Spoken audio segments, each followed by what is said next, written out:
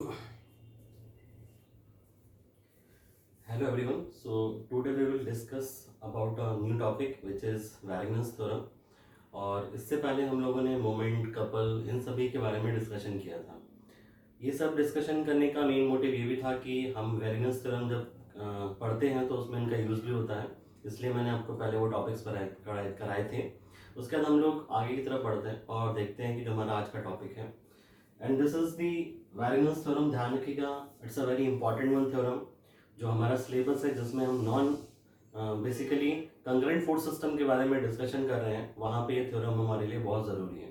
Okay, basically जब हम non concurrent force system से रिलेटेड क्वेश्चंस को सॉल्व करेंगे तो वहाँ पे ये थ्योरम हमें बहुत काम आएगी। ठीक है, तो क्या है थ्योरम एग्जैक्टली हम पढ़ते हैं। एक चीज़ और ध्यान रखिएगा कि this theorem is also known as the principle of moments.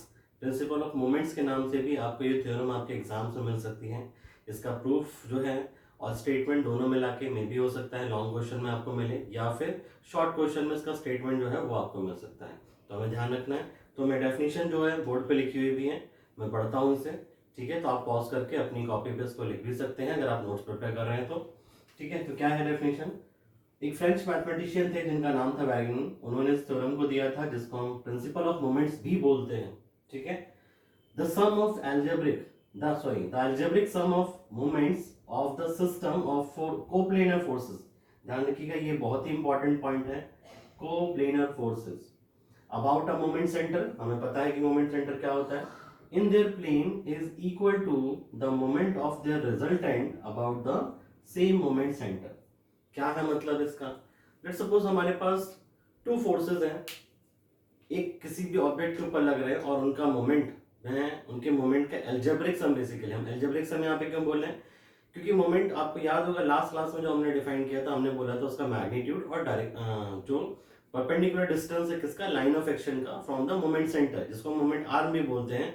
तो वो सिर्फ हमें मैग्नीट्यूड प्रोवाइड करता है और डायरेक्शन के लिए हमने क्या दिया था, साइंस वहां पे प्रोवाइड किए थे।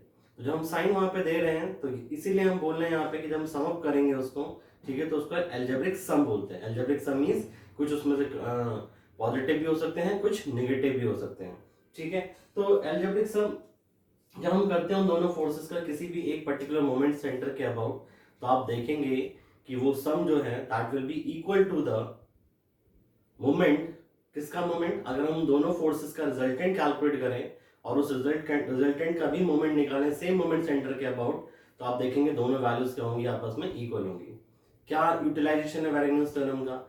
Sometimes it is difficult to find out the perpendicular distance of the line of action of a force from the moment center. तो जब हमें ये प्रॉब्लम आती है कि जब हम परपेंडिकुलर डिस्टेंस कैलकुलेट नहीं कर पाते हैं, तो हम क्या करते हैं वहां पे उस फोर्स को अगर दो कंपोनेंट में उसके रिजॉल्व कर लें, तो और उसके बाद में अगर हम उनका मोमेंट्स का अलजेब्रिक सम लें तो हम आसानी से उस क्वेश्चन को सॉल्व कर पाते हैं। ठीक है, ये बेसिकली इस थ्योरम का यूटिलाइजेशन है, जो कि हम आगे न्यूमेरिकल प्रॉब्लम्स में मल्टीपल टाइम्स करेंगे भी।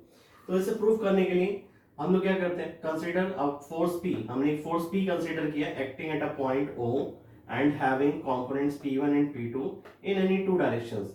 इसके लिए हम ऐसा भी बोल सकते हैं कि हमारे पास दो फोर्सेस हैं, उनका हमने रिजल्टेंट फाइंड आउट किया, या इसका रिवर्स जैसा कि मैंने लिखा भी है कि हमारे पास एक फोर्स है उसको हमने दो कंपोनेंट में रिजॉल्व किया। यहाँ पे जो दोनों कंपोनेंट्स हम रिजॉल्व करने की बात कर रहे हैं ये हमारे किसी भी डायरेक्शन में हो सकते हैं। ठीक है, next let us consider any point A lying in the plane of the forces as the moment center. अभी जो पॉइंट ए हमने एज अ मोमेंट सेंटर यहाँ पे कंसीडर किया है, ये हमने एक पर्टिकुलर पॉइंट जगह पर सेलेक्ट किया है जहां से हमें मोमेंट्स लेना आसान हो। अदरवाइज आप इस पॉइंट को पूरे प्लेन पे जहां पे वो कोप्लेनर फोर्सेस लाई कर रहे हैं उस पूरे प्लेन पे कहीं पे भी ले सकते हैं, बट हमें वहां से परपेंडिकुलर डिस्टेंसेस निकालना आसान हो। तो आप देखेंगे जो वैगनर्स थ्योरम है हमारी, वो हमारी वहां पे क्या है, होल्ड होती है। ठीक है, कैसे प्रूफ करते हैं आगे हम बात करते हैं इसके प्रूफ को लेके। तो सबसे पहले जो कार्टेशियन कोऑर्डिनेट सिस्टम है, ठीक है, उसको ड्रॉ करिए जैसे कि मैं ड्रॉ कर रहा हूं यहाँ पे।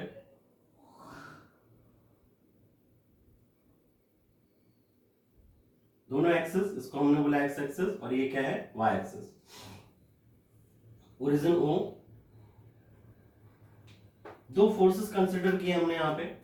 एक फोर्स हमने बोला वो कुछ इस तरीके से है,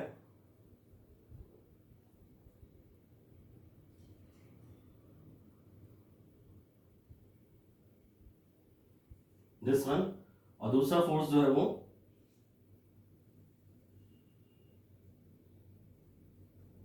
दिस वन। इस वाले कंपोनेंट को जो है फर्स्ट वन, इसको हमने बोल दिया that this is P1 and this second one is P2।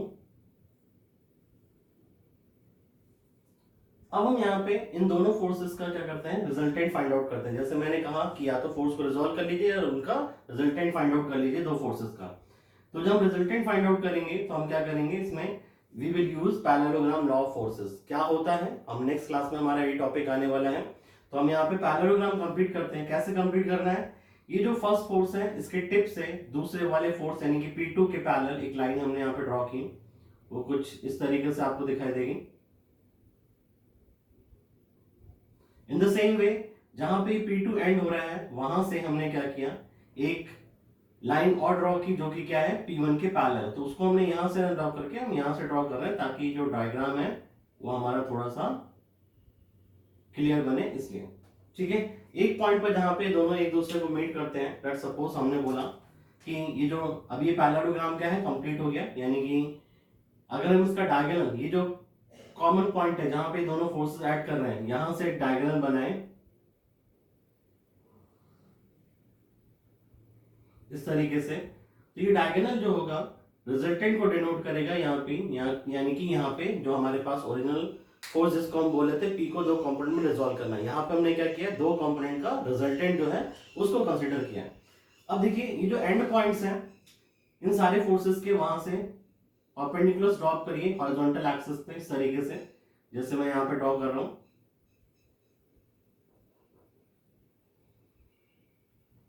इसी तरीके से। P1 से हमने यहाँ पे परपेंडिकुलर ड्रॉप किया और साथ ही साथ ये जो P2 का टिप है वहां से एक हॉरिजॉन्टल लाइन जो है वो भी आप ड्रॉ कर दीजिए। हमने बोला ये सारे पॉइंट्स इनके नाम देते थे कुछ हम, this is M, let's suppose this point is M, this is N and this is Q and this is S and this is small t, sorry capital T आप बोल सकते हैं। और यहाँ पे इस पॉइंट को चाहे तो आप U नाम दे सकते हैं कुछ इस तरीके से, यहाँ पे हमने बोल दिया इसको U। ठीक है, ये जो लेंथ है यहाँ पे U, इसको आप चाहे तो स्मॉल v से रिप्रेजेंट कर सकते हैं। ये जो OU लेंथ है ये आपको P1 रिप्रेजेंट कर रही है, फोर्स P1 को यहाँ पे रिप्रेजेंट कर रही है। इसी तरीके से OV लाइन जो है ये आपको एक तरीके से P2 जो है उसको रिप्रेजेंट कर रही है। अब हमने क्या किया, लेट्स सपोज यहां से ये जो पॉइंट है M, इसकी जो डिस्टेंस है this is small x, sorry x1 हमने इसे कंसीडर किया। इसी तरीके से यहां पर ये जो डिस्टेंस है इसको हमने बोल दिया कुछ x2 and at the end ये जो पॉइंट है यहां पर ये जो डिस्टेंस है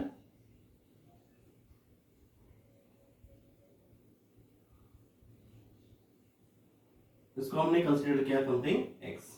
आप यहाँ पे एक काम कर सकते हैं, थोड़ा सा कन्वीनियंस के लिए मैं यहाँ पे जो है इनके नाम थोड़े से चेंज कर देता हूँ। ये जो फोर्स हमने P1 और P2 कंसीडर किया है इसको हम इंटरचेंज कर देते हैं। हम बोल देते हैं कि जो फोर्स P1 है वो यहाँ पर है और P2 जो है वो इस जगह पे है। अब ये जो डिस्टेंसेस जैसे हमने बोला P1 P2 के अकॉर्डिंगली इसको हमने x1 बोल दिया और इस डिस्टेंस को हमने x2 बोल दिया। ठीक है, and this total distance is x। अब हमने क्या किया, लेट्स सपोज द एंगल्स। अब हम एंगल्स के बारे में बात करते हैं, तो ध्यान से देखिए ये जो एंगल यहाँ पे फॉर्म हो रहा है, write down x2 here, this angle P1 जो है वो हॉरिजॉन्टल से यहाँ पे कुछ एंगल बना रहा है, इसको हमने बोल दिया थीटा। P जो है वो हॉरिजॉन्टल से P1 को थीटा 1 बोलिए and this is theta, and P2 जो है वो हॉरिजॉन्टल से जो एंगल बना रहा है इसको हमने यहाँ पे बोल दिया that this is something theta 2 value. ठीक है, ध्यान रखिएगा, मैं बता देता हूँ फिर से। P1 हॉरिजॉन्टल से थीटा 1, P रिजल्टेंट जो है हॉरिजॉन्टल से थीटा, और जो P2 है वो हॉरिजॉन्टल से थीटा 2 एंगल बना रहा है। अब हमने एक पॉइंट सेलेक्ट किया, जैसे कि मैंने आपको बताया कि हम एक पॉइंट जो है उसको चूज करते हैं और वो पॉइंट हमने लिया यहाँ पर किस पे, y एक्सिस पे। सुटेबल पॉइंट जैसे हम बात कर रहे थे, तो वो पॉइंट जो है हम यहाँ पे सेलेक्ट कर लेते हैं that this is point something A, जो हमने अभी मेंशन भी किया है थ्योरी पार्ट में, आप यहाँ पे देख भी सकते हैं। अब इस पॉइंट ए से क्या करिए, ये जो फोर्सेस हैं इन फोर्सेस के ऊपर इनकी लाइन ऑफ एक्शंस पे परपेंडिकुलर ड्रॉप करिए। तो हमने क्या किया, पहला परपेंडिकुलर जब ड्रॉप किया P2 पे तो वो कुछ इस तरीके से आया, और ये जो एंगल यहाँ पे फॉर्म हो रहा होगा P2 के लिए, this is nothing but this is equal to θ2। हम ज्योमेट्री से भी इसको सॉल्व कर सकते हैं। इसी तरीके से अगर आप इस A पॉइंट से P पर परपेंडिकुलर ड्रॉप करेंगे तो वो कुछ इस तरीके से यहाँ पे आ रहा होगा, और ये जो एंगल हमारे पास हो जाएगा this is equal to theta. और वहीं पे जब हम A पॉइंट से इस P1 पर परपेंडिकुलर ड्रॉप करेंगे तो वो कुछ इस तरीके से आएगा, और इस एंगल को हमने बोल दिया यहाँ पे क्या, θ1। ठीक है, थोड़ा सा ये डायग्राम अगर आप लार्ज करके बनाएं, मेरी बात को ध्यान से सुनते रहिएगा तो आपको इसे बनाने में कोई दिक्कत नहीं होगी। ठीक है, मैं एक बार चेक कर लूं क्या ये क्लियरली दिखाई दे रहा है आप लोगों को।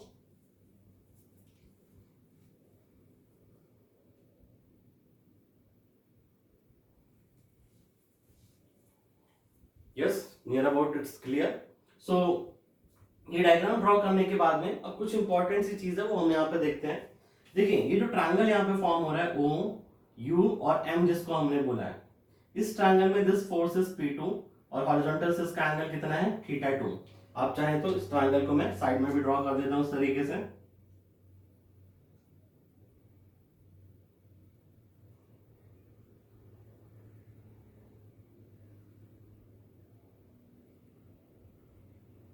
This is θ2 and this is representing to P2. This is point O, this is U and this is M and this is a right angle triangle. तो ध्यान से देखिए ये जो हॉरिजॉन्टल वाली लाइन है OM, इसको हम क्या लिख सकते हैं, we can write this as P2 times cos of theta. और ये P2 time cos of theta जो है आप ध्यान से देखिए यहाँ पे किसके इक्वल है, this is equal to something x2 value. ठीक है ना, यहां पर एक चीज हमने क्या मानी, x2 and this is right angle triangle जो हम बात कर रहे थे। इसी तरीके से अब यहाँ पे ध्यान से देखिए ये जो लाइन है हमने जो रिप्रेजेंट की है BT, ये BT पैरेलल लाइन है किसके, इस OU के, जो कि P2 को रिप्रेजेंट कर रही है। और पैरेललोग्राम में हमें पता है कि ऑपोजिट साइड्स क्या होती हैं, they are equal in magnitude and parallel to each other. तो अगर ये लाइन P2 हॉरिजॉन्टल से θ2 एंगल बना रही है तो this angle will also be θ2 and this is P2। तो इस ट्रायंगल में TBS, इस TBS ट्रायंगल में आप देखेंगे ध्यान से, तो इस BS की वैल्यू हमें क्या मिल जाएगी, P2 cos of θ2। मैं इसको भी यहां पर ड्रॉ कर देता हूं।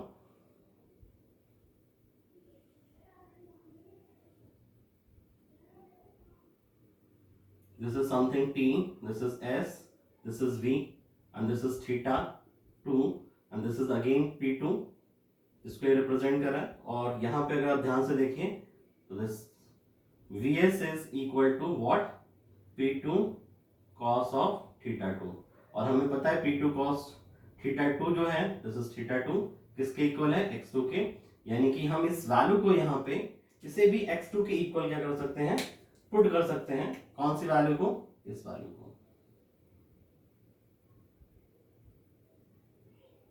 This is equal to x2। अब यहाँ पे जो ज्योमेट्री है, कोई भी एंगल सॉल्व करना बहुत आसान है। आप यहाँ पे ये एंगल्स जो हैं वो भी देख सकते हैं। तो इनके लिए मैं एक छोटी सी ज्योमेट्री जो है वो भी आपको सॉल्व करके बता देता हूँ कि किस तरीके से जो एंगल्स हैं वो हमने यहाँ पे ड्रॉ किए। लेट्स सपोज मैंने वो ज्योमेट्री यहाँ पे ड्रॉ की, तो ये P2 का फोर्स जो कि पॉइंट O से पास कर रहा है, ठीक है ना। और ये पॉइंट जो है हमने इसको क्या रिप्रेजेंट किया है, U। आप ध्यान से देखिए ये जो लाइन है यहाँ पे, दिस वन इज वर्टिकल और यहाँ पे ये हॉरिजॉन्टल लाइन, और यहीं कहीं पे हमने पॉइंट A सेलेक्ट किया है और वो पॉइंट A जो है उससे हमने P2 पे परपेंडिकुलर ड्रॉप किया है कुछ इस तरीके से। तो आपने देखा कि ये एंगल जो है P2 का हॉरिजॉन्टल से कितना है, थीटा, नॉट थीटा, θ2।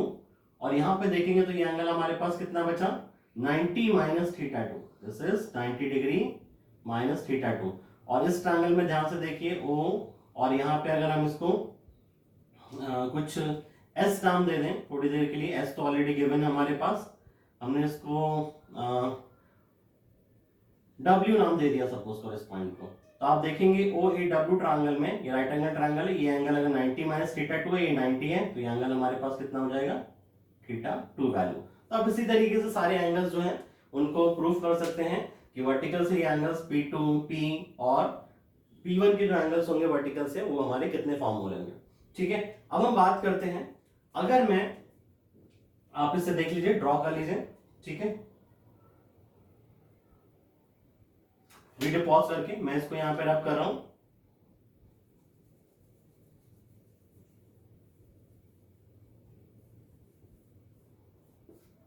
सो अगर हम यहां पे ये जो फोर्स P2 है, यहां बोल सकते हैं ये फोर्स P जो है, इसका अगर मैं मोमेंट इस पॉइंट ए के अबाउट लेना चाहूं तो कितना हो जाएगा, this force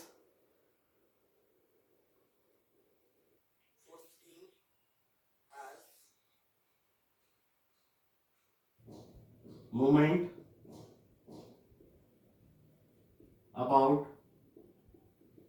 point A, this will be P तो हमारा ये फोर्स रहा, और पॉइंट ए से इसका जो डिस्टेंस है, हम इन डिस्टेंसेस को मैंने यहाँ पे लिखा नहीं है, write down just, this is D2, यहाँ पे जो डिस्टेंस है इसको हमने D मान लिया। ठीक है, ध्यान रखिएगा, ये पॉइंट ए से P की जो डिस्टेंस है, एंड दिस डिस्टेंस जो कि हमारी P1 पे आ रही है, इसको हमने कुछ यहाँ पे लिख दिया, that this is D1 value.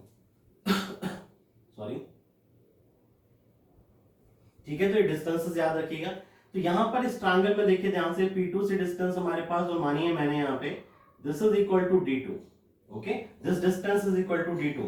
तो D2 की वैल्यू आप ध्यान से देखो, राइट एंगल ट्रायंगल में we can write this D2 as OA के टर्म में और थीटा के टर्म में, अगर मैं इसे लिखना चाहूं तो एक राइट एंगल ट्रायंगल है, ये थीटा हुआ, ये इसका हाइपोटेन्यूज, ये बेस और ये परपेंडिकुलर। तो उस केस में AW की जो वैल्यू होगी यानी कि D2 की वैल्यू, वो हमारे पास कितनी हो जाएगी, this is OA times cos of theta 2 value. ठीक है ना, क्योंकि ये बेस है और ये हाइपोटेन्यूज है, ये परपेंडिकुलर है, इसलिए D2 की वैल्यू OA cos थीटा 2।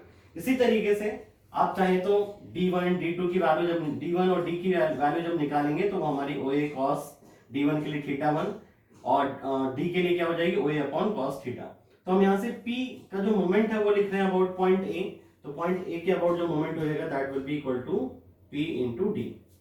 ठीक है ना, ये फोर्स, उसका लाइन ऑफ एक्शन ये रहा, और उसका परपेंडिकुलर डिस्टेंस यहां से हमने कितना मान रखा है, D। अब इस D को मैं OA के टर्म में लिखना चाहूं तो इसी सेम फॉर्म में आप चाहे देखेंगे कि D को हम क्या लिख सकते हैं, OA times cos of theta. इसी तरीके से D1 के लिए अगर आप लिखना चाहें OA के टर्म में तो we can write this as OA times cos of theta 1। आप इस ट्रायंगल की ज्योमेट्री जो मैंने यहाँ पे बनाई है वहां से देख सकते हैं। We can write this P into OA times cos of theta। वहीं पे हम इस OA और P को थोड़ा इंटरचेंज कर देते हैं, तो OA into this is P cos of theta। और ध्यान से देखिए, जैसे मैंने यहाँ पे बताया, ये फोर्स क्या है P, और इस राइट एंगल ट्रायंगल OPQ में अगर मैं cos थीटा कंपोनेंट लूं तो वो मुझे किसको रिप्रेजेंट कर रहा होगा, हॉरिजॉन्टल लाइन OQ को, and this is equal to what, this is equal to x। तो हम इसको लिख सकते हैं OA into x, we can write this as OA into x। so this is equation number 1। आप यहाँ पे PD, इसे भी PD लिख सकते हैं, लेफ्ट हैंड साइड हमारे पास इक्वल है। इन द सिमिलर वे अगर हम मोमेंट कैलकुलेट करें P1 का about point A, moment of force P1 about point A, ये कितना हो जाएगा, दिस इज P1, ये मैग्नीट्यूड हो गया, परपेंडिकुलर डिस्टेंस के लाइन ऑफ एक्शन का D1, तो दिस इज P1 D1। और इसी फॉर्मेट में हम इसको क्या लिख सकते हैं, OA times P1 cos of theta 1। हमने not this P1, like this P1 into OA times cos of theta 1। इस OA को लेफ्ट साइड में लेके आइए और P1 को cos के साथ लिख दीजिए। तो आप डायग्राम पे ध्यान से देखिए, this OA into P1 cos theta 1, this is P1 cos theta 1 का मतलब इस ट्रायंगल OV और N में ON किसके इक्वल हो जाएगा, x1 के, तो this is equal to x1. Write down this equation number 2. This is what P1 D1 value. इसी तरीके से आप ध्यान से देखिए, ये जो P2 का मोमेंट अगर हम पॉइंट ए के अबाउट लें तो मैं यहां पे लिख दे रहा हूं moment of force P2 about point A. कितना आएगा आगे लिख देते हैं हम, ध्यान से देखिए, ये P2 का फोर्स, ठीक है ना, और इसका परपेंडिकुलर डिस्टेंस क्या पॉइंट ए से, दिस इज A2. तो हमारे पास मोमेंट कितना हो जाएगा, this is P2 times not A2, this is D2. So we can write D2 as, अभी हमने लिखा भी देखिए यहाँ पे ध्यान से, जो D2 है उसको हम क्या लिख सकते हैं, दिस इज OA और cos थीटा के टर्म में OA times cos of theta 2. अब इस जैसे हमने बैक साइड में किया है, OA को हमने लेफ्ट साइड में रखा, P2 को cos थीटा के साथ मल्टीप्लाई कर दिया, तो this is P2 cos theta 2. और फिर फाइनली हम देखेंगे कि दिस P2 cos थीटा 2, ये रहा P2 cos थीटा 2 किसके इक्वल है, दिस इज x2. तो हमने यहाँ पे लिख दिया इसको OA times x2 value. Right down this equation number 3. अब इक्वेशन फर्स्ट, नॉट यहाँ पे फर्स्ट, इक्वेशन सेकेंड और इक्वेशन नंबर थर्ड को अगर हम ऐड करें तो हमें क्या मिलेगा, देखिए ये है इक्वेशन सेकेंड, ये है equation number third. Left hand side में हमारे पास आ जाएगा that this is P1 D1 plus P2 D2 equal to, और राइट साइड में ध्यान से देखिए यहाँ पे OA कॉमन है और यहाँ पे भी OA कॉमन है. अगर हम OA को कॉमन ले लें तो this is x1 plus x2. और इक्वेशन नंबर 1 से, सॉरी डायग्राम जो हमारे पास गिवन है, कौन सा डायग्राम, ये डायग्राम ध्यान से देखिए, मैंने आपको स्टार्टिंग में समझाया कि ये x2 यानी कि OM और NQ दोनों इक्वल हैं, तो ये x2 है तो ये भी x2 हो जाएगा. तो x की टोटल, x की वैल्यू अगर हम यहाँ से देखना चाहें x1 x2 के टर्म में, तो this is x1 this is x2, यानी कि x1 प्लस x2 को हम क्या लिख सकते हैं, इक्वल टू x. तो this is something OA times x. और इक्वेशन नंबर 1 से अगर आप देखो जो हमने पीछे मेंशन कर रखी है, क्या मेंशन करा है, equation number 1 this one, that OA into x, और OA into x हमारा किसके इक्वल है, PD के. So we can write here that P1 D1 plus P2 D2 equal to P into D, और यही हमारे पास फाइनल रिलेशन है जो हमें प्रूफ करना है. यानी कि एक फोर्स P, ये रहा हमारे पास, उसके दो कंपोनेंट P1 और P2, इनका मोमेंट पॉइंट ए के अबाउट, आप चाहें तो देख सकते हैं कि एंटी क्लॉकवाइज मूवमेंट दे रहा है P2, P1 भी एंटी क्लॉकवाइज मूवमेंट दे रहा है, साथ ही साथ ये रिजल्टेंट जो है P, ये भी इस पॉइंट के अबाउट क्या देगा, एंटी क्लॉकवाइज मूवमेंट देगा.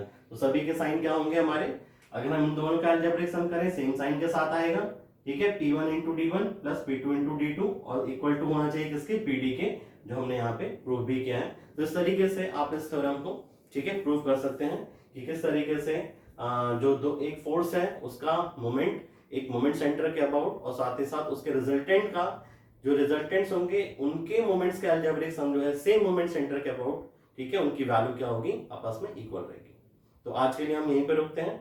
आगे का जो नेक्स्ट क्लास होगा उसमें हम इसके आगे का जो नेक्स्ट टॉपिक है वो भी हमारा बहुत इंपॉर्टेंट टॉपिक है, जिसके बारे में हम बात करेंगे, that is the resultant of a force. किस तरीके से हम एक फोर्स जो है, या not a force of a force system, किस तरीके से हम एक फोर्स सिस्टम जो है उसका रिजल्टेंट फाइंड आउट करते हैं, उसके बारे में डिस्कस करेंगे. तो आज के लिए यहीं पे रुकते हैं. Thank you.